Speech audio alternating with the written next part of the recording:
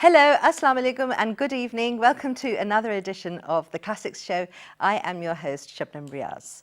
Well, today we have got quite a lot of books here with us, and we're going to take some time to read from them, share poetry. And the topic that we're going to talk about today is English, Pakistani poets writing in the English language.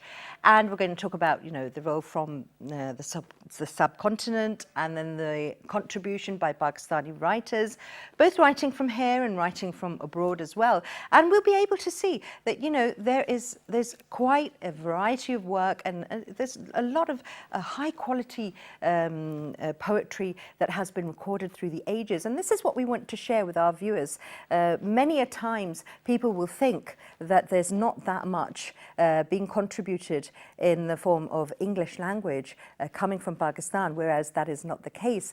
So to talk about today's subject, I have with me in the studios Ilona Yousuf. Thank you very much, Ilona, for joining us here today. Ilona is a poet herself, a writer. You write about poets, Pakistani poets, and you have been an editor of 3 literary journals, starting with Al-Hamra, and also you're into designing. You're designing prints along with your poetry, and you're making them into an artist's book. What a creative person you are. Thank you. It's a pleasure to have you here on the show, Ilona.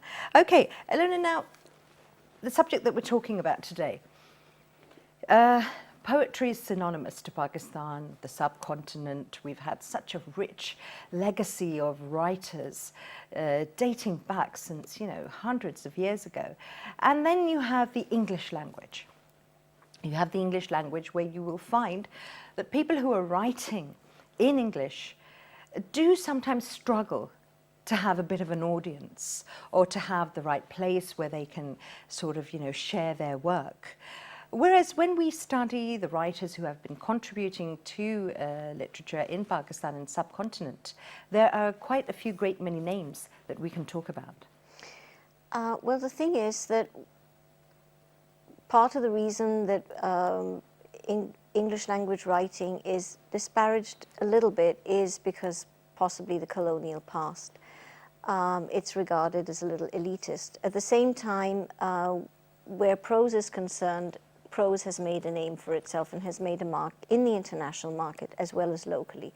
Not so the case with poetry, although I think that there is an excellent body of work by local poets. And that starts from, from the 60s onwards. Right. So, what would you say is that dilemma? Why, if we've been able to make a name for ourselves when it comes to novel writing or prose as well, why are we seeing this, sort of the poetry being on a bit of a back foot? Well, poetry the world over gets less, recognition than prose does. Less people read it for whatever reason. In Pakistan, I don't understand why. Well, I understand why it's still regarded as elitist, but at the same time, you have very few platforms where it's going to be published. Although, when you're looking at Urdu poetry, there is an enormous regard for poetry, which is quoted in every walk of life, particularly in politics. But English poetry still is on the back foot.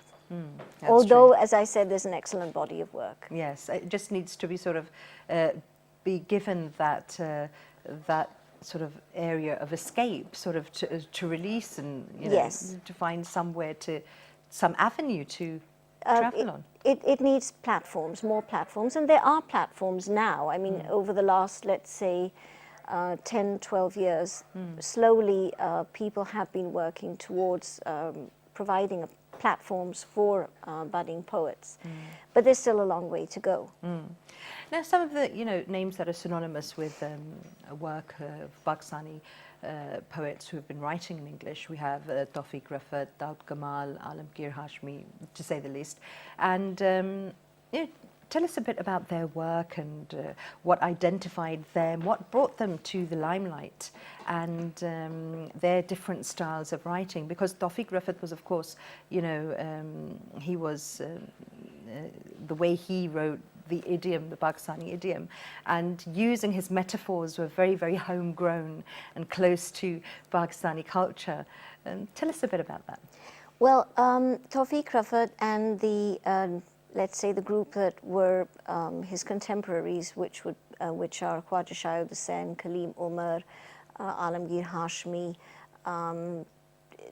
they were writing from the 1960s. I feel at that time, most of the poetry that was being read and taught was the English canon, and to some extent American poetry. So there was a little limitation in the kind of poetry that you were reading, or that you could learn from. Whereas now it's very different because it's much more global. At the same time, Tawfiq Rafat, he advocated the Pakistani idiom because he felt that people who were writing here needed to root their voice in their own subcontinent, or in, let's say, since we're talking about post-partition, in Pakistan. Now that doesn't mean, you know, talking about landscape or just describing it. To me, it's a sensibility.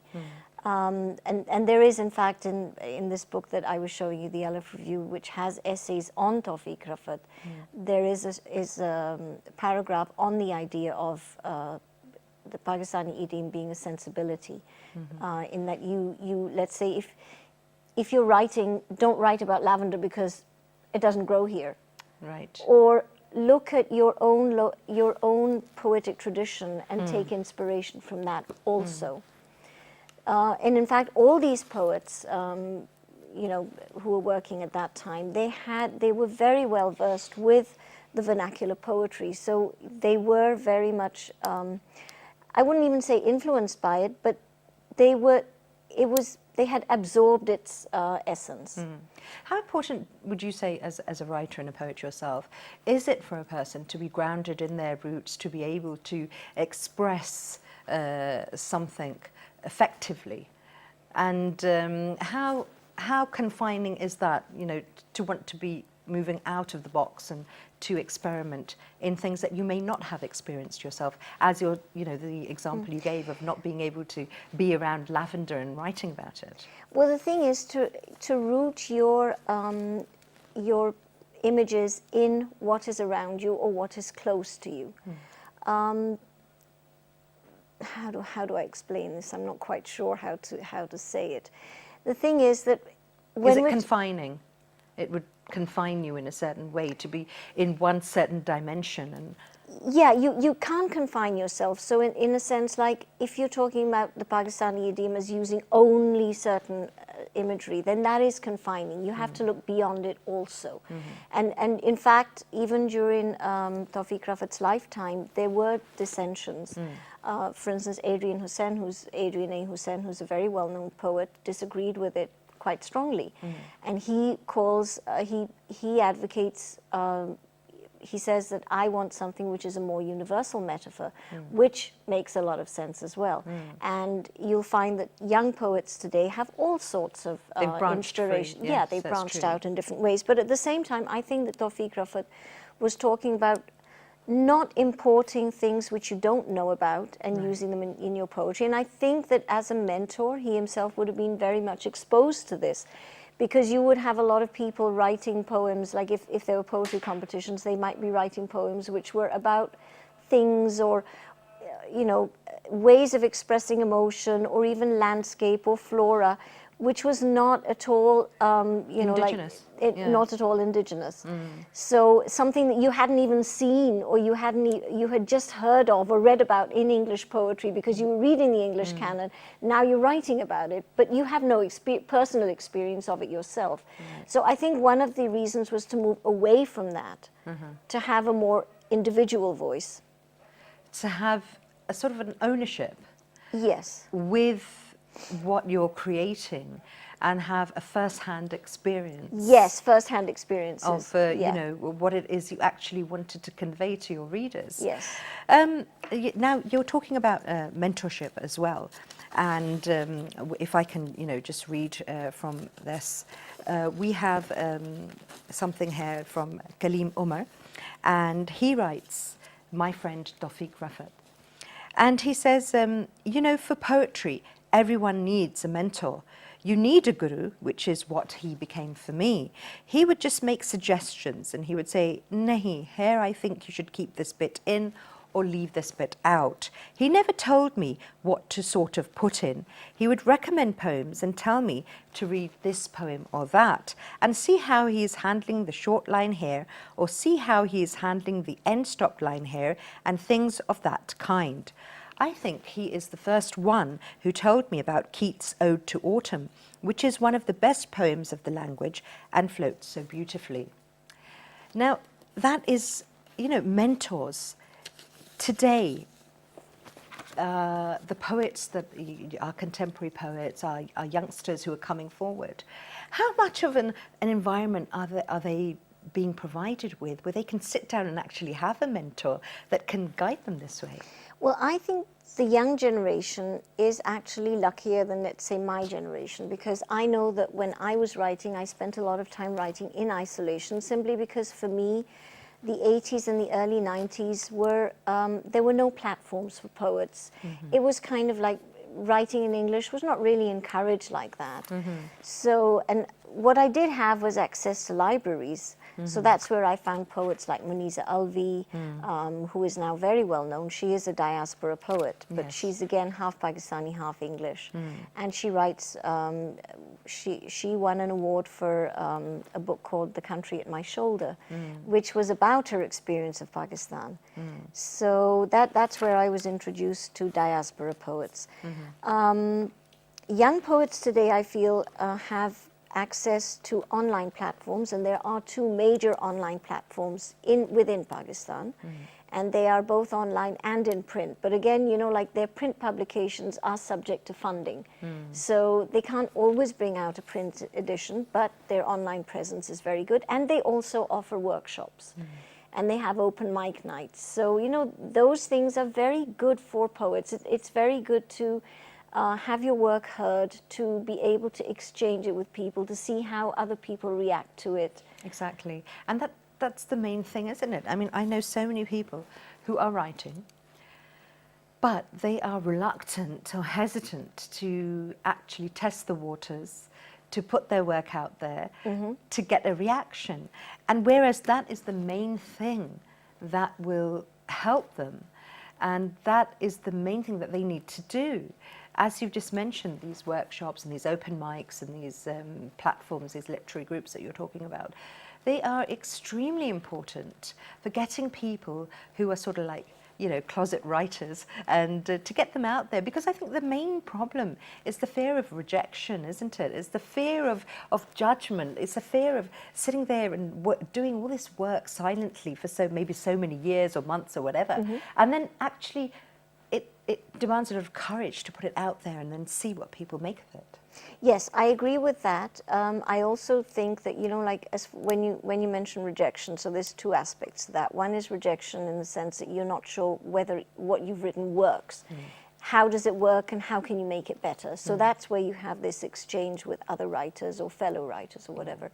And then there's the other thing of aspect of rejection, is which when you send your work out, and then you have to be very thick-skinned, because you're going to be rejected by various journals that you send your work to for publication, because they don't have space. And it may not even be because your writing isn't any good. Your writing may be very good, but they just don't have space for it. Exactly. You know? And some of the best publications, the most well-known works were subject to many rejections. That's right. That's right.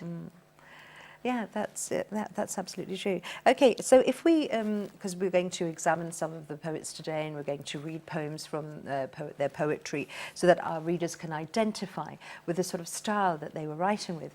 Right now, we're going to read from Tawfiq Rafat, and this is from The Arrival of the Monsoon. This was his first publication, and I'm going to read this one, The Time to Love.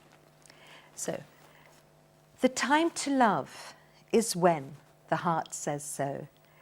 Who cares if it is muddy August or tepid April, for love's infallible feet step daintily from vantage to vantage to the waiting salt lick.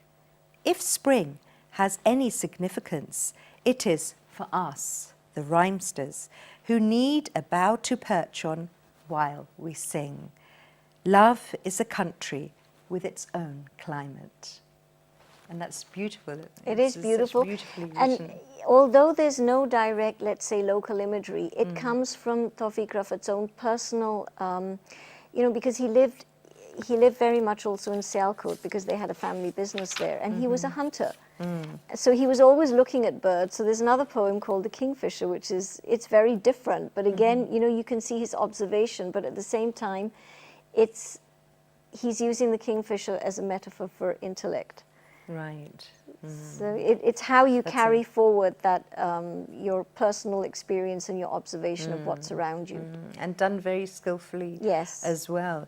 And then because as Tawfiq Rafat was very, grounded with the image of Pakistan, and we have Village Girl, so that's another one that's very well known. So there she was, tall and straight as a sugarcane stalk, and I, who needed a measure of grace to see me through these long parched days, saw her standing there, straight and tall, laving the air with such a sweetness it was almost more than a man could bear. And that again is fantastic metaphor and imagery, isn't it? Yeah, it is. The standing as straight as a sugarcane stalk, which is very, very vivid. Yeah. Typical style. Okay, so let's talk about now the Pakistani poets who are writing from abroad, the diaspora.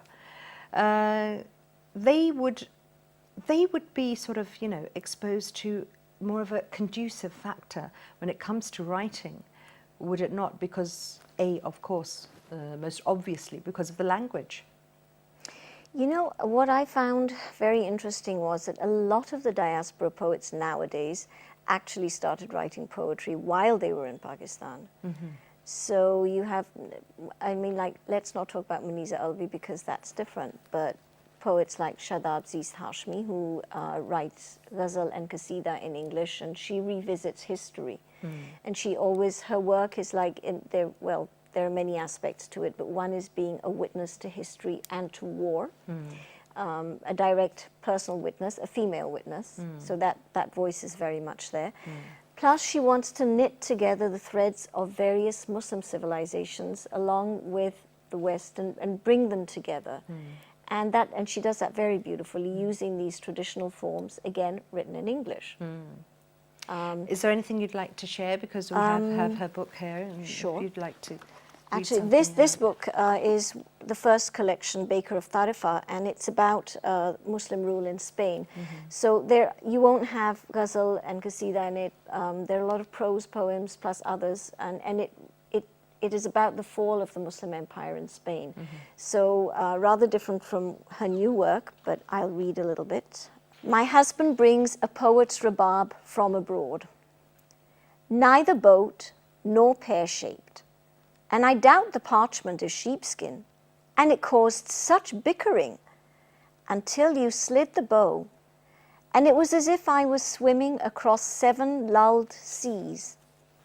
It now leans on the west wall, pouring into my manuscript, bubbling with the eastern mulberry it came from, meandering silk, its mother tongue. Very, very nice, yes. Again, very rich choice of language there that connects you with the culture and tradition as well. Again, there are very different voices. For me, I think the real change in Pakistani poetry in English came in the 90s with a poet called Hema Raza, who was very short-lived, sadly. She died in an accident. But her poems, she made a lot of experiments with putting together Urdu and English in one poem, and these lines or couplets weren't translations of one another. The Urdu poem was different, the English was different, and the sensibilities were very different. So the English would have a more English, Western sensibility, whereas the Urdu lines would have a more Eastern sensibility. And then she criticized, the colonial, the post-colonial, let's say what we call the brown Sabs, let's say, so we have the pretense of cool.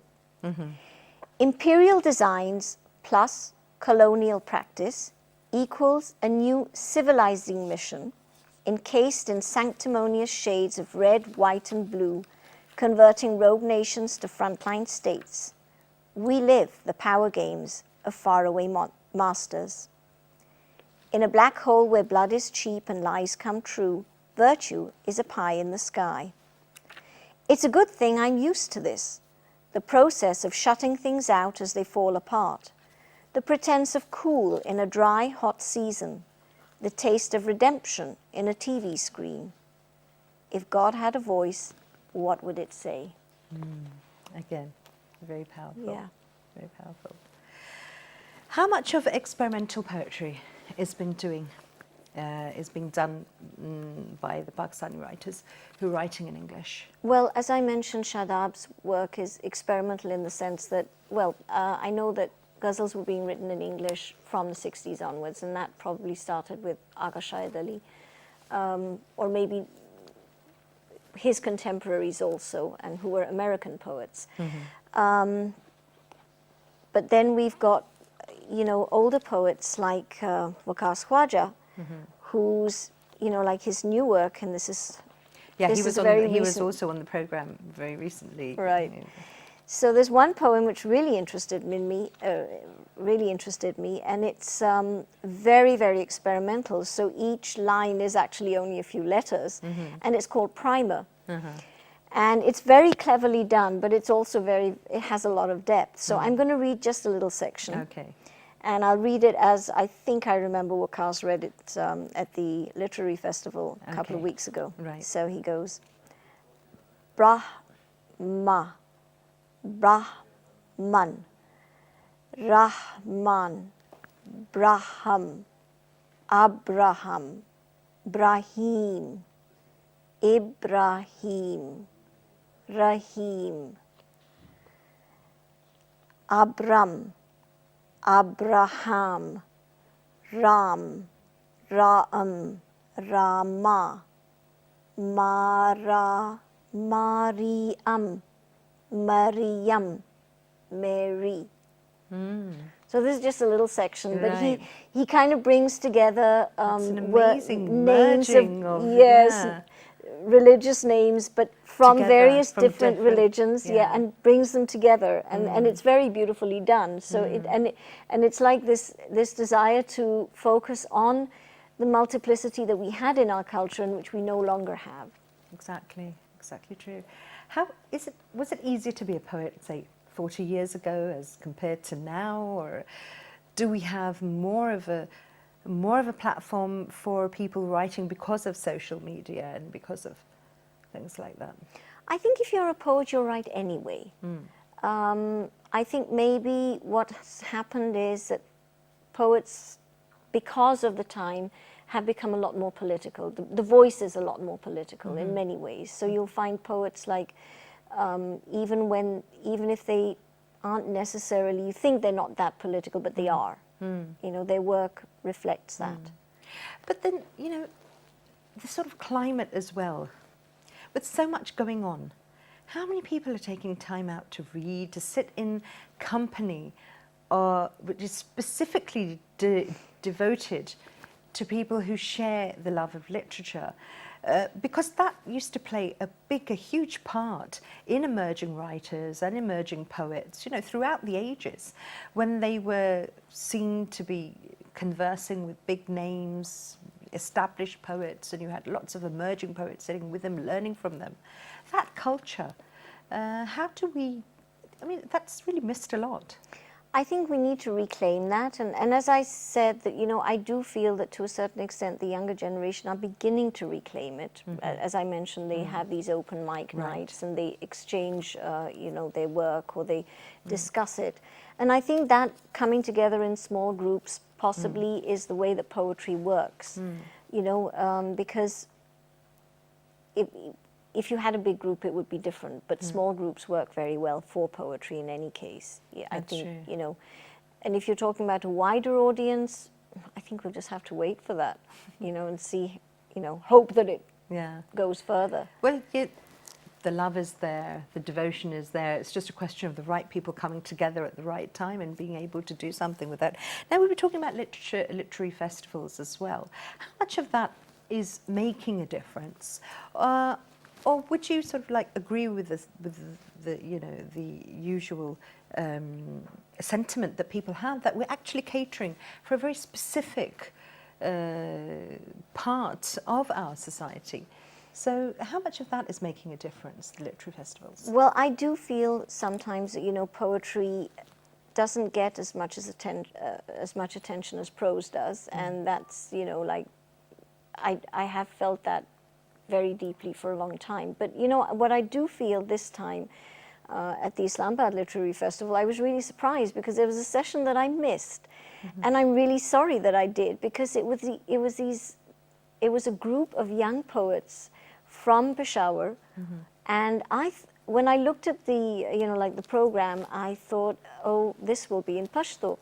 And then later I learned it was in English, and I managed to then talk to these young girls, but they said, no, we write in English.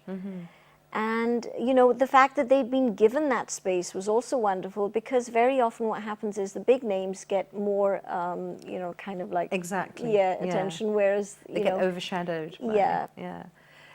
So that avenue, for, to move away from the dilemma of having the same, of course, they're big names, and they will have their following, and they will have people coming in to see them. They will be crowd pullers. The ones that want to move forward, how do they grab the limelight? What's your advice to them? I mean, what should they do? Do we need more workshops and sort of...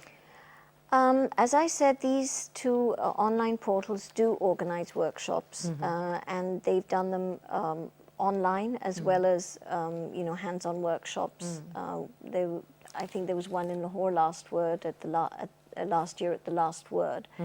And these people do come together and have open mic nights. And I think if we have more activities like that, more informal readings, or even organized ones for that matter, I think that would be wonderful. Because the thing is that poets, you might write, and you do write for yourself, and at the end of the day you do want your voice to be heard. Definitely, otherwise it's very frustrating. Yeah, and I do think that, like, maybe since we now have a cafe culture, then maybe we can exploit that and use, like have an evening once every so often, and have these, kind of readings at such places, which is what these two organizations that I mentioned are doing, but we can have more of them. There's always space. As literature, art, music, it's all something that moves along with the ages. You'll have different styles, you'll have different themes and everything. Is there a need to sort of glamorize poetry a bit, to seek people's attention, whereas people are, sort of attention spans are not as much as they would be before? I think poetry, in a way, is a selective audience. If you like poetry, you like poetry. There are people who just don't want to listen to poetry. They prefer prose. I don't know, really. I mean, like, I think that you can't write for an audience. You write for yourself, first and foremost. Yes. So well, actually, we'll talk about, we're going to go for a break right now, but then we will talk about actually what you have done is you've merged your designs with poetry, haven't you? So that is something that I think would fit this. So we're going for a break right now. Stay tuned, don't change the channel.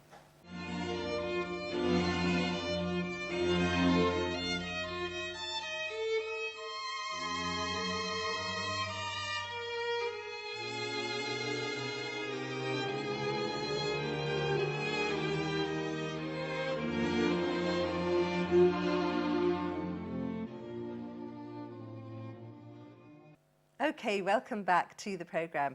We're having a wonderful time talking to Ilona about Pakistani writers writing in the English language and their contribution, and we've got beautiful, beautiful gems that that they have left us with. Now, Ilona, just before we went to break, I was talking to you about your own work. You have actually come up with artist books where you have combined poetry with designing. prints. Tell us, and printing. Well, tell us about that, please. Well, I make photographic prints. I make etchings from photographic prints, and I take my own photographs. And they also do colorgraph, which is printing from a collage board. So I make my own collage boards.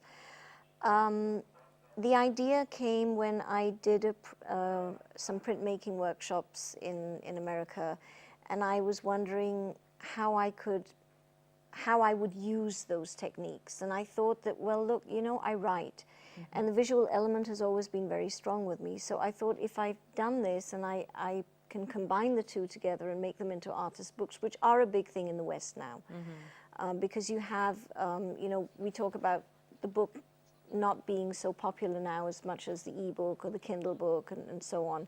But artist books are a very big thing, and they have been since well, really, I mean, if you look at the subcontinent, then you had the miniature albums, and then in the early 20th century in France, then artists and poets would get together and produce artist books featuring paintings or prints from paintings by artists and poems by a poet. So I guess it's a continuation of that theme. But you will find that in Pakistani art also, in some of the young modern artists are combining text with image. I can't give you offhand names, but one very young artist comes to mind, that's Shameen Arshad, and she uses text a lot in her work. But there are many artists who do it. And that's a wonderful combination, actually. Both complement each other. Yeah. So, yes, exactly. Okay, now we're going to talk about Daud Kamal. And we're going to read a selection of his poems as well. Of course, he was a professor of English at Peshawar University. Let's read a few right now. Night Crossing. A rope bridge cuts deep into the flesh of hanging skies. Chalk clay body sheathed in a skin of tarnished silver. The rain engraves lizards in the mud. On the other side, a pack of wild dogs. Deep down in swirling darkness, there are whirlpools, sharp, relentless rocks. Very, very powerful imagery there. Very powerful, very condensed, and I think there are shades of Imagist poetry in that. Although in other poems you again see the sensibility with his own, you know, like with even Eastern poetry in some of his work. Right. Another one is Widow. Every evening she would go down to the river, wet pebbles and bird shadows, but the boat never came. Mist like a shroud and the smoke of cow dung over which she cooks for her children. The river, the river. The youngest asks, how much bigger than a scorpion is death? You should be out with the others, she scolds, catching fish. Mouth stained by an old dream, glass spangles and the sounds of a village festival in her eyes, in her blood. The river, the river. Again, very intense, very powerful. Yes. Tell us a bit about Daud Kamal and his work as well. I'm not so good, you know, in my knowledge of Daud Kamal. I love his poetry. I think, as I just said, that, you know, it's very condensed, which really appeals to me. And it has shades of the Imagist poets in the way he uses his words. He was based in Peshawar. He was a professor there, but he was also very much in touch with American poets. And I know that he was also, he used to go back and forth and otherwise correspond with them.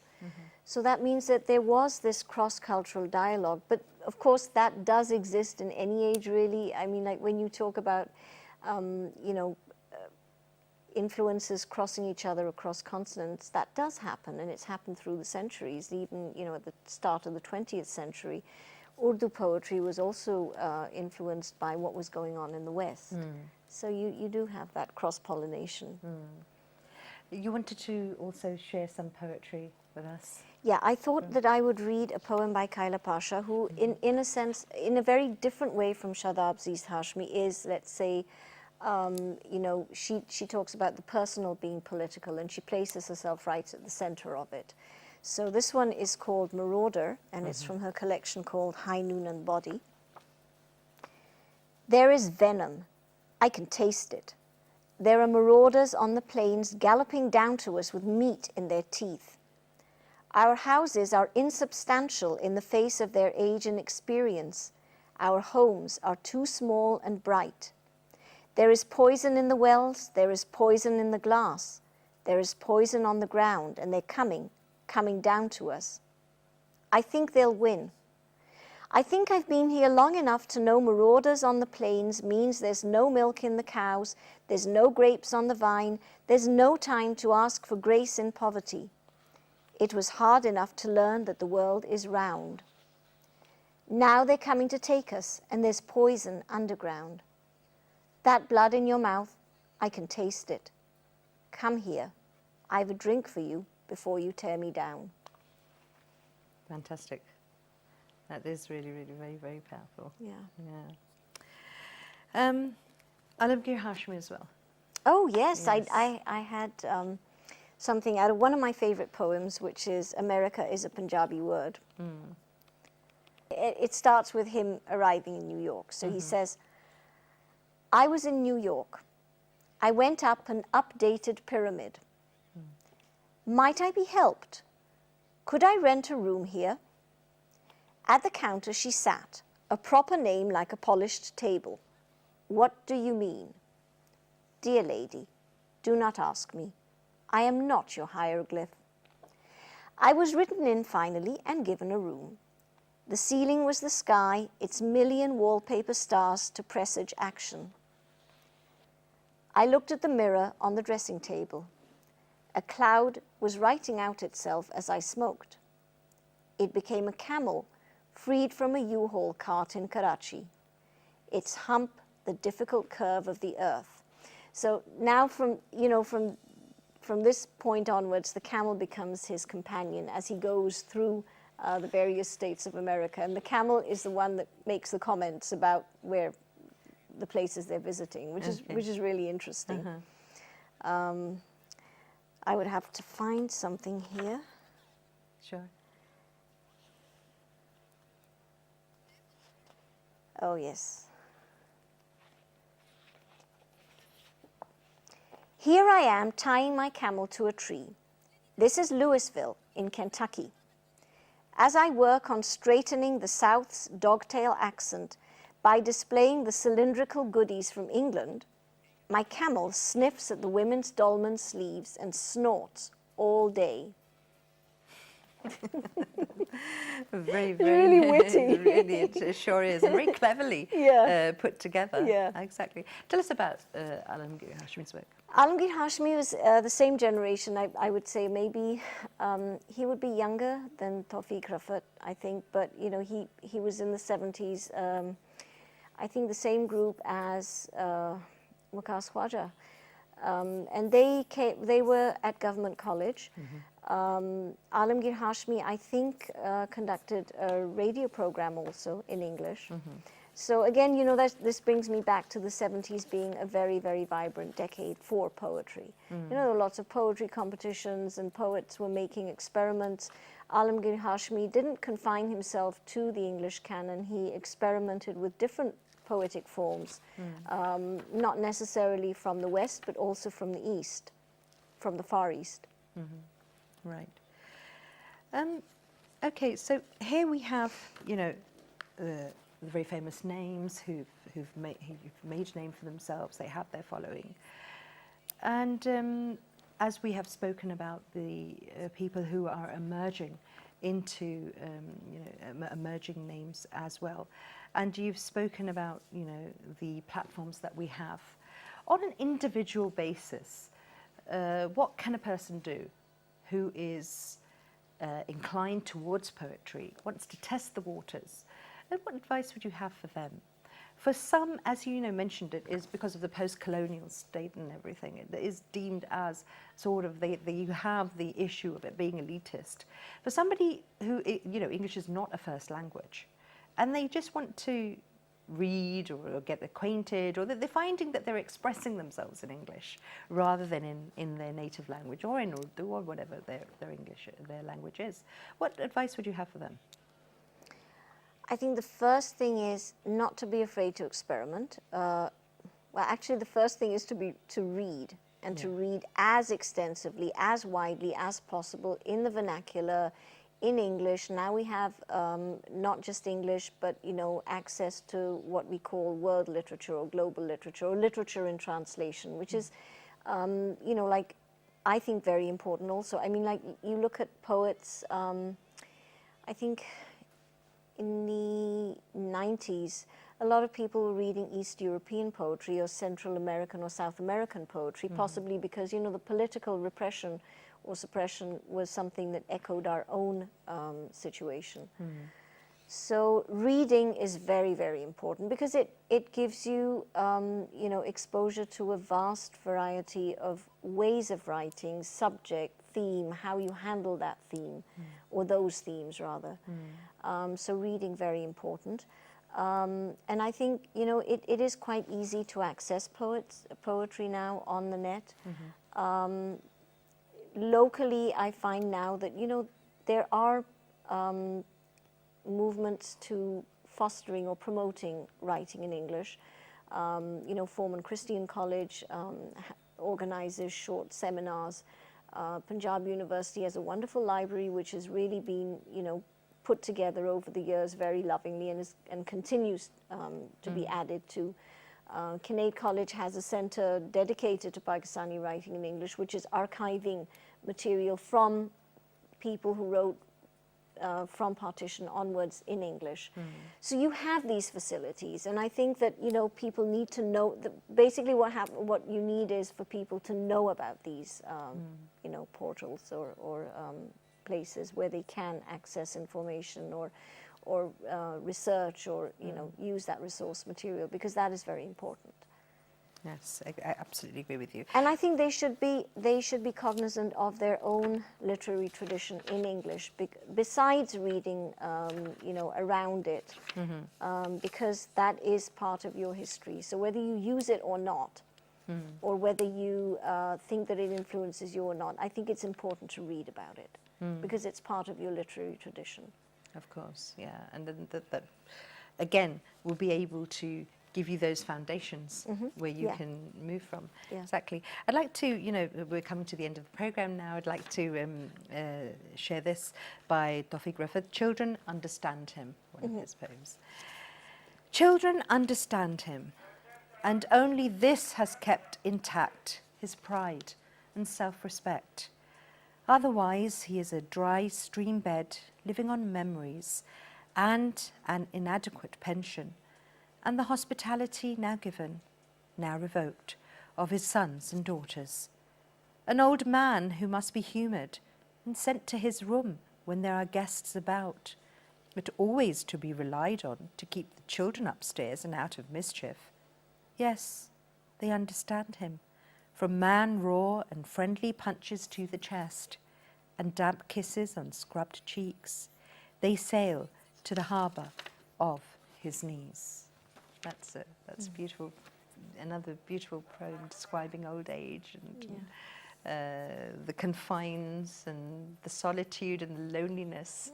So another one that's written very, very well. There's another poet who is the same, let's say, time period, who began writing in the 60s, and that's Athar Tahir. He's the one, incidentally, who opened the centre at Kinnaid College. And he very much looks, he takes inspiration from the Pakistani idiom. So you will find the kind of themes that Rafat writes about, you will find them reflected in Athar Tahir's writing also. Right. Well, Ilona, it's been absolutely wonderful to have you on the programme today. We've been able to talk about such a rich culture and a legacy of writers that, many of our viewers might not know about. So that's something that's very informative for them. And thank you so much for sparing the time and being with us here today. Thank you so much, Shabnum. I really enjoyed this session because I think that, you know, like Pakistani poetry in English really needs a voice. It does. And I think people need to know more about it and more Absolutely. about what's going on currently as well. Yes, absolutely. And all the advice that you've given as well to our viewers, I'm sure they're going to find that very helpful as well. So thank you for being here. Thank you. Thank Okay, you. so we hope you've enjoyed today's program. All those budding poets out there, I know for a fact there are many people who are writing in the English language, who are sort of dabbling into poetry. So don't be scared and don't be hesitant. Just go on and pen down what you feel and then get that work across and show it to somebody. And as I say, nothing ventured, nothing gained. So until next week then, bye-bye.